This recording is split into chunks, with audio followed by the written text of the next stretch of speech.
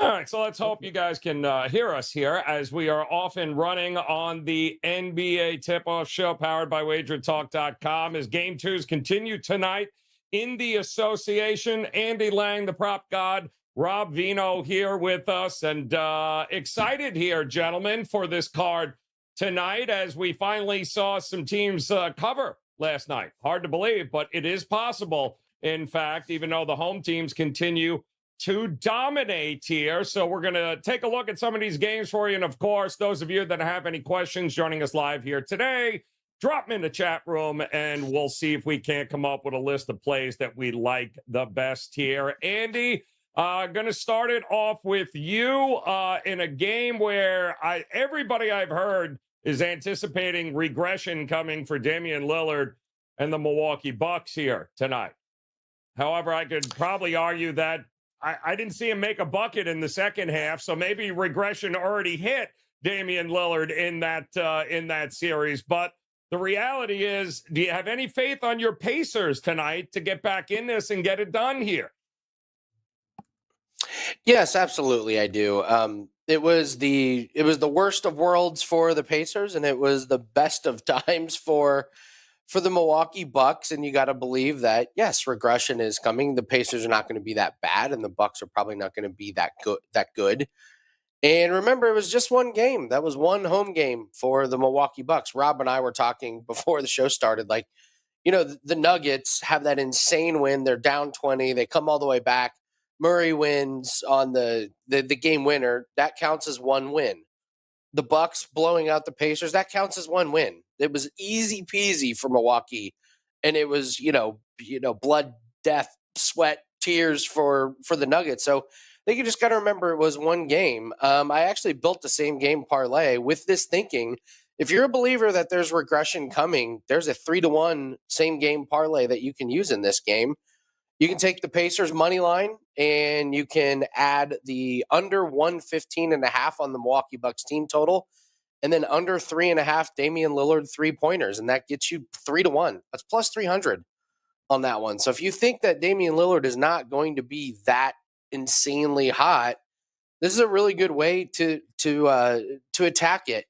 Damian Lillard has been very, very good without Giannis in the lineup, but in his last 4-5 games, he's only gone over this total in 2 of them against the Pacers.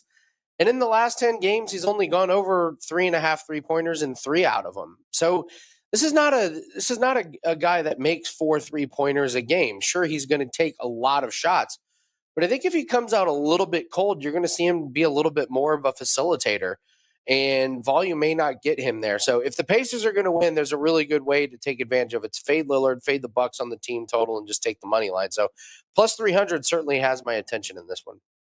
Kind of like where you're going with that, Andy. Rob Veno, what are you thinking here in this matchup tonight? Do they head back to Indiana, knotted up one apiece, or is anything that went wrong defensively for Indiana that fixable that we should expect maybe a different outcome here tonight? Well, I'll start with that, Joe. I mean, defense and fixable can't be used in the same sentence with the Pacers, right? The offense is what can be fixable with them. They need to outscore you to beat you. I do hope that they come back with a win here tonight because I have them for the series. Bet them early to win this series against the Bucks. Certainly game 1, they came out with what appeared to be jitters for sure. And you read a couple of quotes from Indiana Pacers players like veteran Miles Turner, and you would get that feeling that maybe the Pacers weren't exactly ready. Pascal Siakam was certainly ready. 36 points for all the talk about Lillard's 35. It was Siakam who was the game's leading scorer. And it's exactly the reason why Indiana picked him up. I mean, here's a guy with finals experience, and he had no problem in game 1. But when you're an offense-driven team like the Pacers are, and your offense breaks down, what's going to happen is what happened on Sunday. I mean, that was the lowest point output by Indiana all season long. I think they had one game all season long, 82 games, guys, one game where they didn't score 100. They got to 99. Here they only got to 94, so it was their lowest output, 39.6% from the field. They have to be better than that. Now, Tyrese Halliburton for 1. stood up and said, we need to pick up our tempo, which is what they're predicated on. They're predicated on tempo. And he said, we need to get into the paint more, which is, what they do. They score in the paint. If you just look at the second half numbers, 69-42 at halftime, Milwaukee, certainly you could say Milwaukee was comfortable, let off the gas. But I do think that you have to attribute some of the Pacers' jitters wearing off and some of the halftime adjustments to what happened in the second half as well. And what happened in the second half was Indiana won fast break points 8-0. Indiana won points in the paint 22-10. Indiana won second chance points 10-0. Again, some of that because Milwaukee got comfortable, but a lot of that because Rick Carlisle probably went into the locker room, chewed everybody out. And now that they got their anxieties out of the way, I think we could see a better Indiana team, especially from an offensive perspective here tonight. For those reasons, Joe, I thought 54.5 points for the Indiana team total look low. And first of all, we never saw that during the regular season. This isn't the regular season, but 54.5 is rather low. Despite how bad they were on Sunday, they got to 42. So I'm asking them for 13 more, which means just make a couple more shots, get to the free throw line a couple more times, and we probably get to 55 here. I don't think, like Andy was saying, I don't think that Damian Lillard can be as magical as he was in the first half the other day by Rick Carlisle, that they made some second half adjustments. They, ran what in the NBA, they run out and force the ball out of Lillard's hands. And suddenly he became a passer rather than a shooter. Maybe we see some of that tonight. But for me, I like the bounce back theory here. I think Indiana puts up more than 54.5 in the first half. Ooh, don't hate that one at all there. The best part about that game, quite honestly, was the fact that Indiana didn't roll over and die like the sieve they were in that first half. At least you saw some effort out of a very young team and made some adjustments. And you're right. But again, 0 for 5 was Damian Lillard in the second half without a damn point. So anybody who thinks it's not possible for him to have another 30-point night, you haven't been paying attention to what's been going on defensively for Indiana here. But they got an opportunity, can't go down. I saw the numbers. I don't know, Andy or Rob, if you guys or anybody in the chat room, but I saw the number earlier today. Teams that lose the first two games, I think in round one, and then I was like 85-5 or some absurd number about coming back and winning the series. I think it almost never happens, Rob, is basically what the number is. Like there's a few games like that tonight. Going down 2-0 is kind of like the nail in the coffin here for the series. Yeah, and you would think, Joe, that a lot of that has to do with your matching up a one with and the 4 or 5 would be the one series that you think where maybe the underdog or the visiting team has a chance. But I could understand those numbers, and you never want to go down 0-2. Hey, let's face it, the goal or the mission when you start a series as a visitor is just to go in and get a split, right? And the goal as the home team is to win them both and do your job. So we'll see which of these teams can accomplish what they seek out to do here. Certainly for Indiana, being a young team, it'd be really beneficial for them to get one here. It would do wonders for their confidence going back home.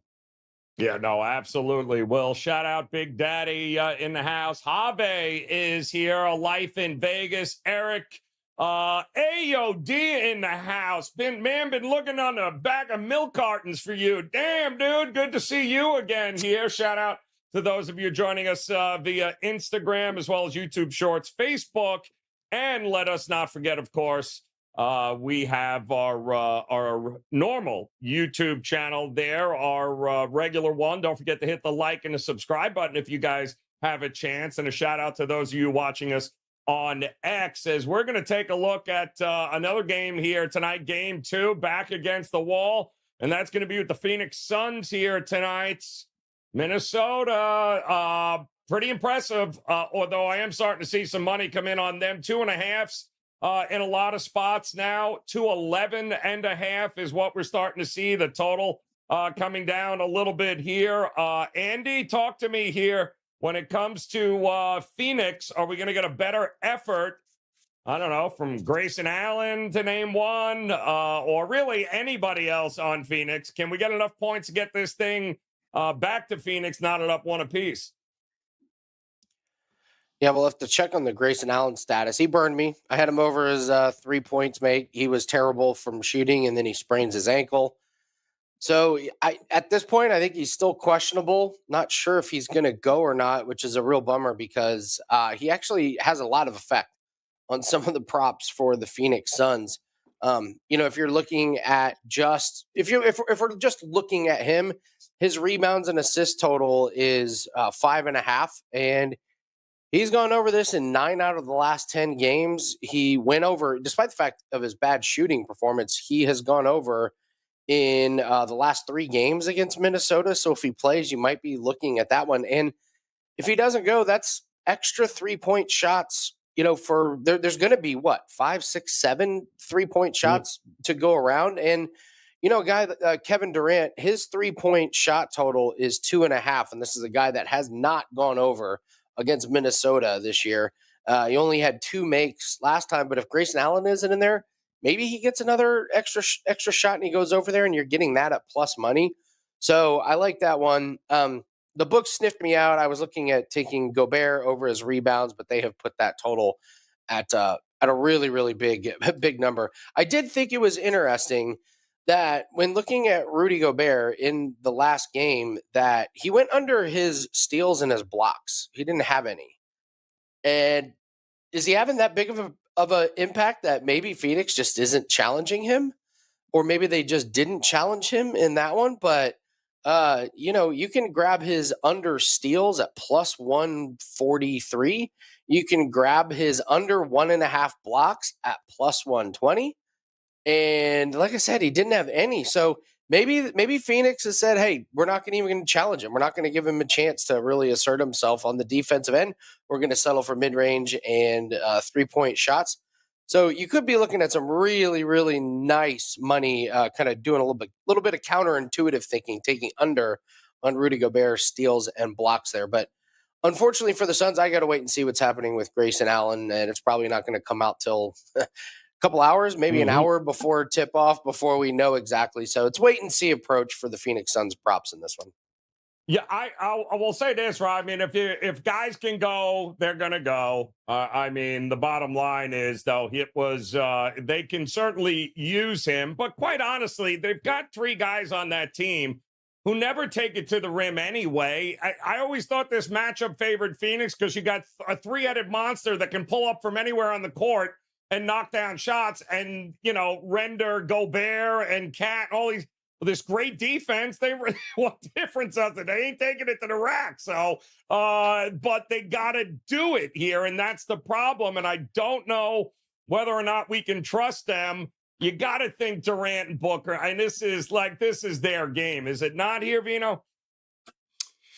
Well, Booker is the one guy who had the poorest statistics of those 3 in game 1, and if you believe he's going to come back and bounce back here, then you believe that he'll get the best of Anthony Edwards, who in modern day NBA basketball is kind of an anomaly because he plays as hard on defense as he does on offense. And that's the guy he's assigned to on the other side of the floor. So Anthony Edwards holding Devin Booker to 5 of 16 may not be a mirage. That may happen again, and it may fall upon the shoulders of Beal and Durant, who combined went 17 of 27 from the field, but they need more. Andy talked about the absence of Grayson Allen. That means you have to turn to the other 3-point shooters, Royce O'Neal, Eric Gordon, Josh Okogie, those guys who can make them. They need to make them on the road here. But I don't know if it's as easy. I thought the same way, Joe. I thought this has to be a Devin Booker game. But the more I thought about it, the guy who's guarding him is what they refer to nowadays as a DAWG dog. It's very hard when Anthony Edwards, he was the best player on the floor the other day, no question about it. And physically, they're certainly the much more physical team. I mean, the other side is soft. There's no question about it. They're more finesse than they are strength. And penetrating against Gobert becomes difficult, and having to guard Karl Anthony Towns outside the 3-point arc becomes tough. They've got a lot of length on the perimeter. I mean, a lot of ways you would think they would frustrate Phoenix. This is one game, Joe, where it didn't go the way the season series went, right? Phoenix blew this No. team out 3 times regular season. Yep. And then when push came to shove, it wasn't close. Phoenix won the first quarter. Minnesota won the next 3 quarters.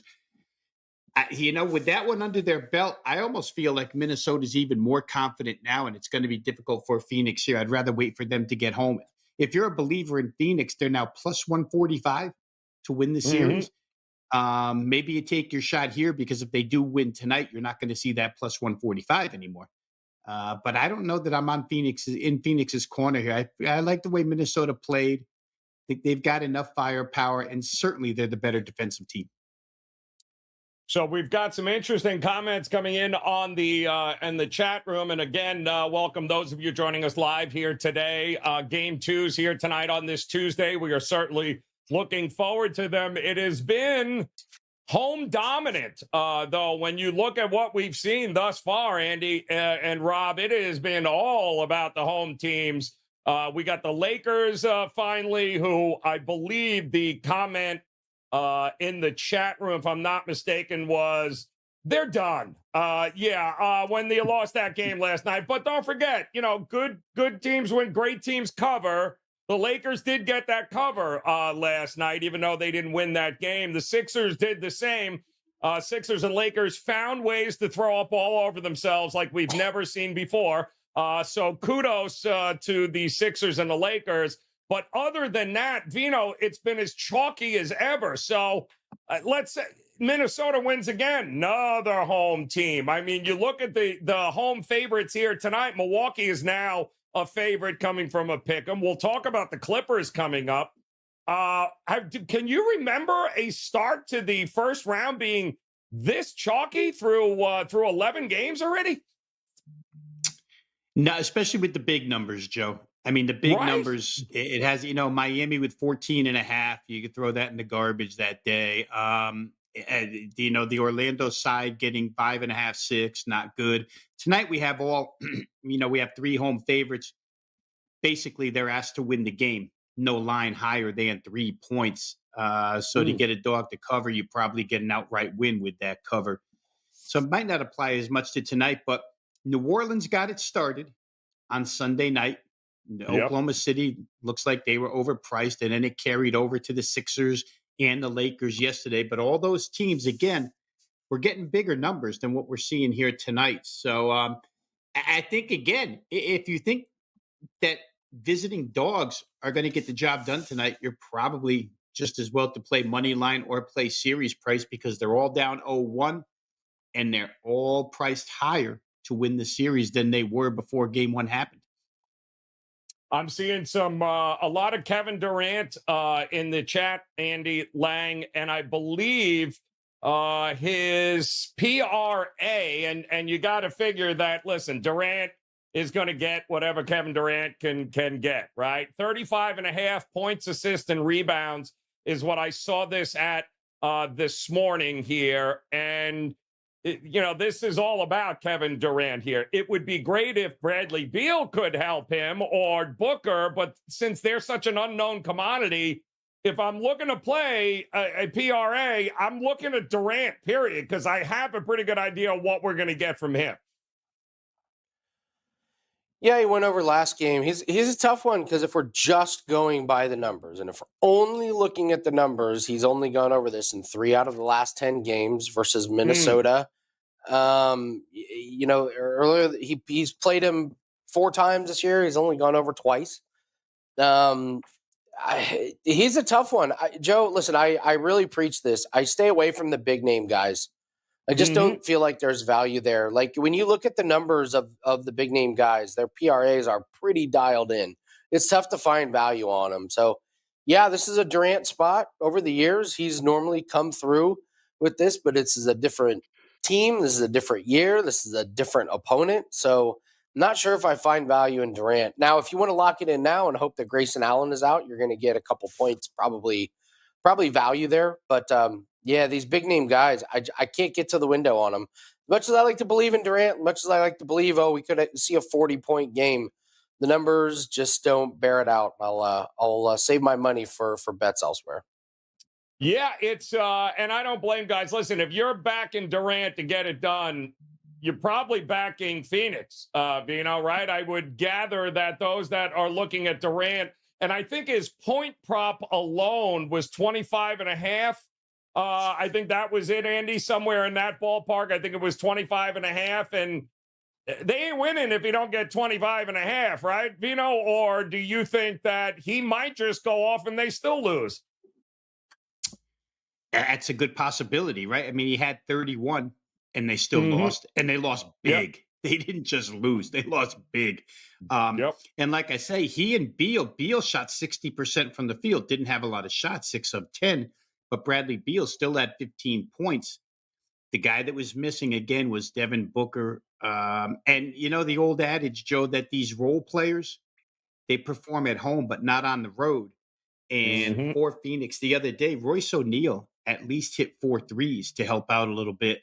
But they're going to need some help from other guys here because, again, I'm not so sure that Devin Booker is going to find it real easy this entire series with Anthony Edwards hounding him. So I would, you know, Durant's the guy that if you're going to, that number 35.5, boy, it does seem low. I have to tell you, like Andy said the other day, he hit 39. And he did 39, Joe, with 1 assist. So his PRA went over with him only getting 1 assist. He did it basically all with points and rebounds. I understand the theory that the high profile guys, the numbers are dialed in, but at this point in time, they probably take it upon themselves a little bit more. Durant, I'm just looking here, only 17 shot attempts, but he did go to the free throw line 9 times. So again, I would probably look his way to go over, and I don't think there's any guarantee they win, even if he does. Yeah, be careful. But he is certainly going to have to show up if they're going to be able to get this done. The flip side of that, it's so funny because I'm seeing a whole lot of interest in the Phoenix side, but Edwards, what do we got here from him in points I'm seeing here? He's another guy, Andy, that, yeah, I can promise you that if can they win without him going off? His point prop was 25.5 as well. And it does feel like if I'm back in Minnesota, I'm backing Anthony Edwards to show up and show out again. It ain't going to be Conley that wins it for him. It's got to be Edwards. Yeah, bold take. Yeah, Conley's not going to be the go-to guy tonight. Yeah, I love that. Love that analysis. I think we say. Yeah, I don't even think Cat could have a night. I don't even think Cat could have a great night and then win without Edwards being a big part of it.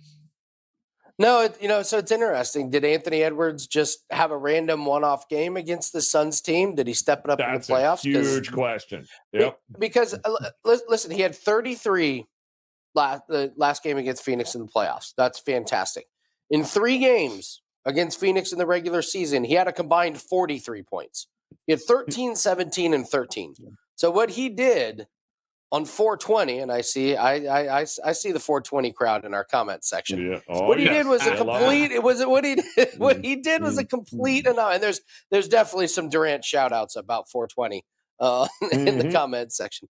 So listen, you have to decide if you're going to play Anthony Edwards. Say, hey, is he stepping it up because it's the playoffs? And this is where we see Anthony Edwards cement himself as a top 5, clutch player in the league, or was that just a really big hot streak? I mean, it's going to be fascinating to watch Anthony Edwards and Lillard tonight. Like all bets are off with these guys, I think, and this is why I struggle with. How do you find value in that? Is Anthony Edwards going to go for 13 again, or is he going to go for 33 again? My guess is he's not going to be around 25.5. It's going to be way under or way over, and I'm not willing to risk my hard-earned money to try and figure that out. But Lillard and Edwards, very, very two compelling, very interesting, polarizing props for tonight. I just can't get to the window on either of them. Yeah, no, that they are. And also Alonzo in the YouTube shorts telling us, put your mortgage on the Suns first quarter and the Suns +3 full game. So we do have a little bit of love here for Phoenix tonight to get this thing to 1 apiece. And that, of course, will bring us to the last game there with the Dallas Mavericks and the LA Clippers. And boy, that was an interesting second quarter, was it not, Dallas? That was really interesting. Let's do that again real soon. That was fun. And your 8 points, which pretty much did them in for that game, because the rest of the game kind of went, Rob Veno, according to what we thought it might be. It was just they buried themselves in that second quarter, and then that was the end of it. Now, give the Clippers credit defensively. They did a really, really good job there, but I don't foresee them getting another single-digit quarter or even a low-scoring quarter in this one here. If anybody's going to zigzag, it feels like Dallas is tonight. Is that where you're thinking? I would agree with that. And we don't yet know the status of Kawhi Leonard, who was present at shoot-around today. So Kawhi may go. But remember, Kawhi hasn't played in a game this month. And we often talk about when you miss multiple games or a cluster of games like that, does it disrupt chemistry when you come back? Possibilities playing with inflammation in what I believe I read is both knees, not just one. One may be worse than the other, but Kawhi's got issues, lateral movement and whatnot. So we'll see what effect he has on this game. Joe, some things that we looked at, and this is kind of similar to what Indiana did in the first half, right? Dallas and Indiana, I think we could draw comparisons too. But for Dallas, I did read one line of thinking that said Jason Kidd should have never sat both Kyrie and Luka for the final 2 games of the season, because bringing them back on such long rest didn't benefit Dallas whatsoever. They got blown out in the last 2 regular season games and got blown out in the first half, only 30 points. They did come back with 67 second half points. Again, like Indiana, I think there was some youth on this team that just didn't understand playoff basketball. And that youth that I talk about is Daniel Gafford and Derek Lively Jr., who are the rim protectors for the Mavericks. And not that Gafford's young. He's been in the league a couple of years, but he hasn't been to the playoffs. So you're talking about 2 guys in their first playoff game, and they got absolutely run over physically by Zubats for the Clippers. You probably have to feel that a little bit before you understand it. And in fact, Daniel Gafford didn't have a rebound in that game, which Dallas at the end of the season, last 20 games, were dependent upon those 2 guys, and they were really a lot of the difference in this team. So that's got to be straightened out. But again, you shoot 22% from the floor first half, 11% from 3, and then come back with 67 second half points. That's more like it for Dallas. Like Milwaukee, you could say that the Clippers let off the gas pedal a little bit because they were so far in front. But if you let a team come back and reestablish their offensive rhythm the way they did, I don't know that that's a good sign either heading into game 2. I'll say this also about Luka Doncic, Joe, and I don't know if you guys noticed the same thing, but Dallas trailing by 20 plus 20 plus 20 plus. They finally get it under 20 in the third quarter. They get the ball down 19. They take a rebound. Luka goes down the floor, doesn't even look at any of his 4 teammates, pulls up from like 29 feet and clanks a 3. Other side gets the ball. They go score. Now you're down 21. Dallas gets it back. Kyrie driving layup, cuts it back to 19. Clippers miss. Dallas rebounds. Luka claps his hands, demands the ball, immediately goes 1-on-3 and misses. And starts throwing a hissy fit to the point where Jason Kidd had to pull him from the game. Now, they tell us that Luka matured. He's matured, but I don't know how much he's matured, to tell you the truth. It didn't look like it in that third quarter, because you've said it to me numerous times. 20-point leads in the NBA this year are absolutely zero meaning. They don't mean anything. And if there was ever a time to run some organized offense, it was then. But I think tonight they probably bounce back, Joe. Like I say, the 2 guys down low got a little bit of a taste of what it's like. I think refereeing crews in these games always make a difference. How much have we heard already about how these players can't stand what the refereeing is? So keep an eye on it from game to game. These crews can have a different effect on that. And I'll say this, from Dallas's standpoint, just because they're such a good offensive team, we see a lot of adjustments from game 1 to game 2 in these totals, especially because every game seems to go under. Dallas's team total in game one was 112.5. Tonight it's 107.5. And it was actually 108.5 before Kawhi showed up at shoot around. So because the odds makers have to increase the Clippers team total since Kawhi's now present, that means they lower the Dallas team total. So Dallas, you get extra value in Dallas despite no absences from their offensive force. So I would think that maybe Dallas team total here to see the Mavericks not get to 98, I think, or excuse me, 108. I think I'd be surprised. I think they could win the game too, but I would put a lot of faith in Dallas scoring more than 107.5 tonight. Oh, kind of like I like that look, Vino, because I don't think Kawhi goes, especially since they won game one. I'd be shocked if they push him back. And we've seen this here. You know, a really good giveaway that Kawhi's not going to play when he's up in the owner's if it's box a big watching game. the game. Yeah, I think that's he dead giveaway that he will not be in uniform helping the Clippers in this game at all. Andy, what are you looking at prop wise with this game? We got a lot of people. I mean, Doncic is easy, right? But him and Kyrie, they've got to get some help. But what about the Clippers as well here? I mean, is Zubac going to have another all-world game? I mean, what do you do when you look at this game? Well, first off, I would just like to say that complaining about the refs in the playoffs, this was the old Phil Jackson special, and it works. The reason that teams and players do this is it works. You get on the refs, and all of a sudden you start getting some calls. And I as a former referee, I always like to try and defend the refs. I'm going to defend LeBron on this one. D'Angelo Russell got hit in the face, and they reviewed it, and they said, he didn't get hit in the arm. I was like, yes, he missed the arm and hit him in the head. So there's a couple times where, listen, maybe not like the complaining, but sometimes they're right. Yeah, the inside game is where all the props are, and you kind of have to plant your flag in this one. And I did my free video earlier today, and I'm taking Daniel Gafford under his points, rebounds, and assists. He was worthless. 14 minutes, 3 points. As Rob said, no rebounds, no assists. Zubac ate him up, 15 rebounds for Zubac. And they went to Maxi Kleber, and they just said, you know what, Gafford, if you're not going to defend and bang down low and get rebounds, you're really not that useful to us. We're going to put some 3-point shooters out there.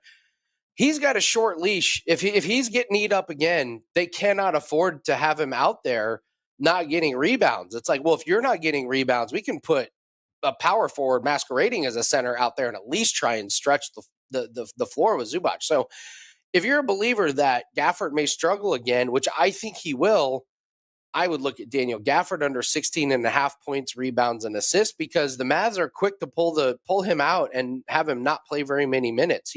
He played the fewest amount of minutes of anybody that played 10 or more minutes. He was the lowest minutes guy of either team. So you can look at Gafford under, and if you like Gafford under, you could look at Maxi Kleber over his rebounds and assists. He flew over because he played 27 minutes. He was terrible shooting, but he at least grabbed some rebounds. And Zubac, I kind of like him to get over this 9.5 total on the rebounds. Mavs have struggled with rebounding. I mean, honestly, what is Luka their best rebounder? So I think Zubac is going to have his way again inside. I just don't see the aggression or the ferociousness or whatever it is. As Rob says, the DAWG in some of these guys for the Clippers inside. Zubac is too big for him. So I'm kind of on the side that I think Gafford struggles. I'll happily take his under PRA. I like Zubac if he stays out of foul trouble to get over that 9.5, and maybe even look at Zubac a plus money at double-double. If he gets to 10 rebounds, surely he's going to get some putbacks and end up over the 10-point mark. So that's how I would look at props in this one. And again, Kawhi throws a wrench into the props. Hard to pick anybody else on the Clippers without knowing what's going to happen with him. You bring up a good point, Andy. It's not like, Dallas had an interesting roster to begin with this year. They made some moves, PJ Walker, but they don't really have an answer for him. So I'm not quite sure what else they're going to be able to do, which means he could very well eat again here tonight. And those are easy tickets to cash for sure. We do have a interesting question here, Veno, from a life in Vegas in a chat asking how much stock and analysis do we put into the coaching matchup, Ty Lue versus Jason Kidd. Big mismatch in your mind. How do you look at that, especially from a series perspective? How do you look at the coaching matchup in this one? And both, Joe, from time to time, Kidd more than Ty Lue, but both have been ridiculed from time to time, especially in their postseason coaching. So I don't know if there's a substantial edge either way. I think from what we see tonight, you could probably come up with a better or speak with more conviction on whether there is or not, because today is supposed to be the day of adjustments. If you're Dallas, and Andy talked about it a little bit, if you're Dallas, you need to push tempo because you don't want to play half court basketball with these guys, and you want to run guys like James Harden. You want to run at Paul George. You want to run at Zubac. And Dallas certainly has the live wires to do it. So we'll see which one makes adjustments. A lot of times the team that wins and wins comfortably doesn't feel like there's any adjustments to be made. And so this one really should be on Jason Kidd. We'll see. He's got some things he can go to. But just to add to what you guys were saying, honestly, I don't know who Luka can defend in this series, to tell you. If you watch Luka out there, and he just like a guy will be. I watched Terrence Mann the other day get set up for a wide open three, and Luka basically just look him in the eye and not even run out to defend the three. So I don't know what Luka's purpose is on defense. Certainly he makes up for it on offense. We'll see if Kidd can adjust here. If you need a real answer to the question, I'd say you have to give a slight adjustment to Ty Lue. But then again, yeah, well, no, those are Rick Carlisle teams. Scratch me on that. I was going to say Dallas has beaten the Clippers in the playoffs before, but I think that was Rick Carlisle teams. Yeah, that was the Carlisle era there. We do have, interesting enough, I know in Law D TV in the house pointing it out here, with Kawhi questionable still, we have seen the Clippers get a whole lot of money in here. -1.5 now, the Clippers, Rob, I'm starting to show up here, and maybe even a -2. The total two hovering around 216.5. So is this the anticipation that he may very well give it a go because he was at the shoot around, or is this a spot in which, once again, the market over, like you had said, hasn't played in a long time, but this money is rolling in right now on the Clippers, Veno? Well, you know what, Joe? We do this every single day. Yes, we do. From the beginning of October till the middle of June, we do this NBA show, and we say just about the same thing. They're no more than ambulance chasers. These, I mean, oh my God, somebody's hurt! Quick, go to the rack with this. And if you subscribe to your theory, which is that Kawhi will be comfortable in the owner's box tonight, then you have to play Dallas right now with this overreaction while you can still get it, because if Kawhi gets ruled out 20 minutes before game time, of course, LA's not going to be a favorite anymore. So, it amazes me to no end how much influence, not even a definite injury, but how much influence potential injury or absence or insertion into a lineup has an effect on these lines at this time of day. It's absolutely crazy. But I think if you like Dallas, you play Dallas, Kawhi or no Kawhi. Yeah, you guys, I mean, it's rolling in right now. It's kind of crazy. 1.5, even a 2 starting to pop up here. And that's the only thing that can be, of course, is the availability of Kawhi Leonard here tonight. But quite honestly, with Kawhi, without Kawhi, still like Dallas. And I tell you what I am doing here, Andy, and there does seem to be some consensus in the chat room with this. 34.5 points, rebounds, and assists for James Harden. Yeah. Not going to happen here. I can't. Oh, hell no, James. I don't think anybody in there believes James is going to put back-to-back efforts like he had last game there. Andy, no, get out of here. No way, James. Not going to happen. It's a strip club with your name written all over it, baby. I can't see him. I mean, that's a big number here. They need him. Regardless if Kawhi comes back or not, you don't know how many minutes he's going to play, if he's going to play the whole game, even if he goes. But Harden, I think, would be a huge target for people to go, oh, hell no. I'm fading him across the board here. Yeah, he didn't go over this number one time in the regular season. He was great in that game. He was great. And that's the problem. How many times these days do we get 2 back-to-back great games from James Harden? It's kind of tough. I was actually looking at his rebounds and assists. Despite his huge production, he only had 10 rebounds and assists, and they got the number at 14.5. That seems really ambitious. He's only gone over 3 out of the last 10 games. So I'm lockstep that Harden unders a little bit. Strip club theory in full effect. Absolutely 100% tonight. So you got to believe there's a little bit of a letdown. I can't imagine he's going to be. And if there was like fourth quarter unders, yeah, you got to believe he's probably out of energy or distracted or, thinking about what's coming later tonight. So yeah, Harden unders. I would have to agree with the chat room on this one. Yeah, I agree with them too. I would not be looking towards Harden to get it done again here tonight. So there you got it. We got 3 games here. Suns, Timberwolves, going to kick it off 7:30 Eastern time. 8:30, you're going to have the Pacers and the Bucks. And then, of course, late game will be Dallas and the Clippers. And I know there seems to be some of you guys looking to double up right now. If you already took Dallas, now they're going to be getting some points. And I would say wait until the start of the game.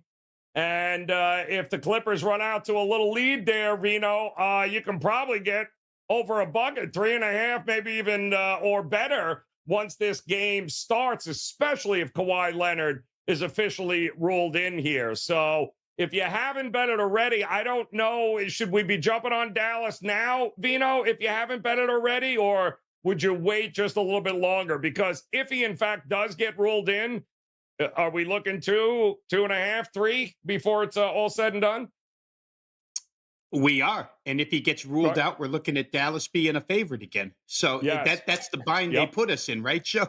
I mean, it's so hard. It's so much guesswork. The in-game stuff, you're absolutely right. I mean, Dallas the other day at halftime, I caught them plus 16.5 at halftime. And of course, LA's notorious for letting teams back in the game, and Dallas made that number. So you can always in-game it, but where Kawhi is concerned, it's just, you don't know if that shoot around was a token showing or if it actually meant something. And when was it last night, guys? I didn't notice it. And maybe I noticed it right when it happened, but it looked like it was about 20 minutes before game time when Maxey and Embiid were both announced in. That's how long it takes sometimes to wait. I mean, and then you see the total and the line go crazy. Yep. I, for one, am very glad that they were both in because that worked wonders for them last night. The Sixers, very good job. Now there is absolutely no excuses for when you get bounced out here. Oh, Maxey and Embiid. Yes, there is. No, they were there. Still sucked. Oh, you still They found suck. excuses. They got excuses. So we can't grab a rebound. No, they found Philly excuses. What do you mean there's no excuses? Never have excuses. I also want to send a shout out once again. Maybe the chat comment of the month here is got to go to our man. Let me make sure I get the quote here correct. Law DTV once again, who is actually at FanDuel, I think, and he almost fell down when he saw the line move, was right here in the chat room sharing it with us. But he says the problem with Kawhi's knees are made of Anthony Davis. That might be the best quote we have seen in a very, very long time. Outstanding. Catch you slipping. First thing he comes in with, by the way, today is, what the hell happened to the Lakers last night? Lakers got toasted once again by Denver. That's a serious question, Rob. Are the Lakers either tied or winning the series against any other team that they would be playing? Yes. They've gotten monster games from Davis, LeBron, Russell played good. It's just they're going up against the Denver Nuggets, and I go back to that. Yep. Go back to that stupid play-in game where Zion gets hurt, and all of a sudden the Lakers end up winning. You do have to wonder, like the butterfly effect, like these little itty bitty things that happen.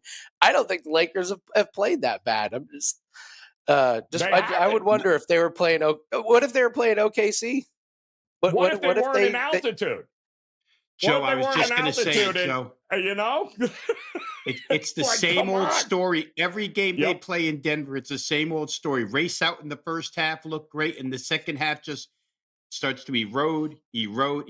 Jamal Murray was worthless for 3 quarters in that game. I mean, he was hurting the team more than he was helping. He was terrible. And then all of a sudden, he's 6 for 8 because the Lakers stopped guarding. The Lakers stopped doing whatever they were doing. I think they get fatigued, to tell you the truth, and he hasn't gone to the bench whatsoever in that series. He's running these guys ragged at 44 minutes, 42 minutes, 41 minutes. So I think you're right, Joe. If they were playing at another venue, maybe different story. And if they were playing a different team, Andy, certainly a different story. And I know it was you that brought it to my attention that in the fourth quarter of that Pelicans game, LeBron started missing layups. And it looked like he actually wanted to lose that game, right? But he had to go and get hurt, right, guys? He just had to go and get hurt. Otherwise, the plan would have worked. That's right. Don't go ahead and pull anything here. My goodness. Also, it was funny because Ketchu slipping on yesterday's show in the chat room. He literally laid out all of the big events over the last couple of years that the Lakers look to celebrate, like when they were getting their rings. They did it in front of Denver a couple of years. Denver beat them. When they unveiled the Kobe statue, they played Denver. Denver beat them. Denver has literally beat them for the last 3 years like nobody's business. Every time the Lakers try and do something, they get their ass handed to them by the Denver Nuggets. It's absolutely unbelievable here. We do have, of course, best bets that are locked and loaded with these guys at WagerTalk here. Andy, what's on the menu here tonight on your page at WagerTalk?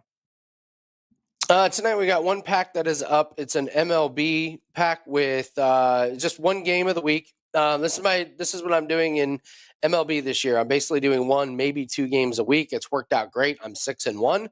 So very, very low volume. We've attached an NHL prop to that pack as well. So just one MLB play and one NHL play. That is one price of WagerTalk.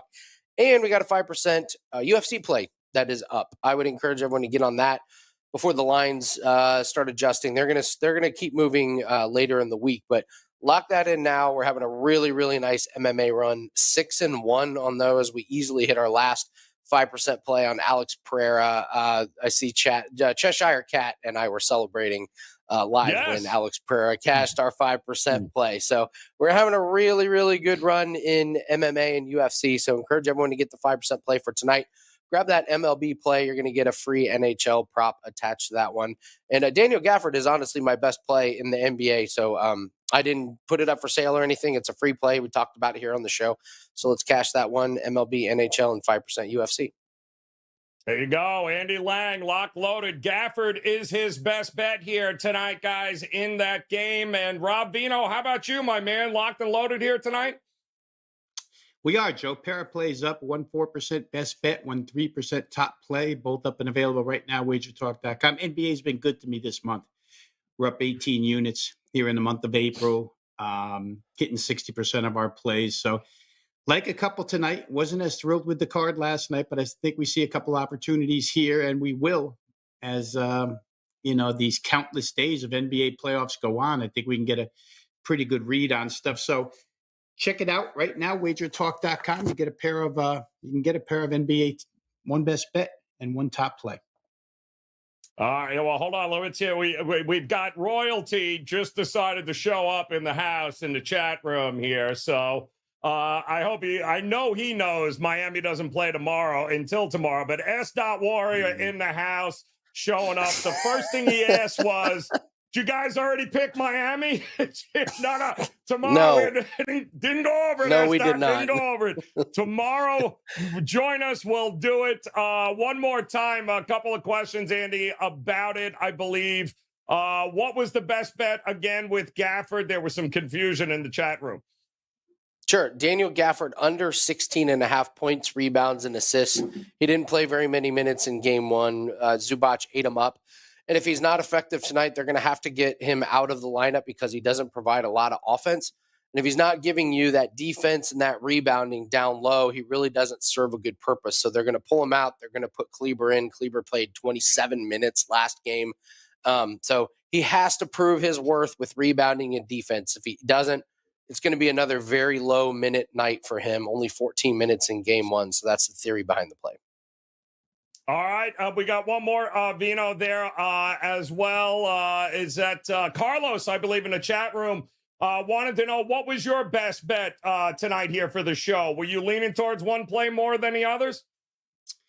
I like that Indiana team total first half, guys. I just think that they're going to come out with a sense of urgency, a little bit of purpose. They're an offense-driven team. And to tell you the truth, we know that Milwaukee hasn't been a very good defensive team. I mean, what happened the other day, I think, was more attributed to Indiana jitters than it was Milwaukee defense. So we're going to look at the Indiana team total first half over 54.5. Just seemed like we get a lot of value in that number. Would you take Gafford's points under as well, Andy, is what we are? Would you take Gafford's points under? No. Or would you do that separately? No, I want the total of points, rebounds, and assists, because if he plays less than 20 minutes, it's hard to imagine him getting over 16.5. He's got a low point total tonight. Even if he plays 15 minutes, what if he happens to go like 4 of 4 on layups or something? And now he has 8 points, 1 rebound, 1 assist. And so I don't really want to mess with the low total on the points. I want the high number on the points, rebounds, and assists, thinking he gets low minutes. Love it. I just going to take, now that Dallas is at plus money, I'll take it. Thanks. Dallas is going to win this. This is going to go back and forth all day long. And big shout out to AOD, who ends the show with Pistons in 5. Outstanding, AOD. Always talking back to date. You ought to go to Instagram. They day drink over there, apparently. Out of control.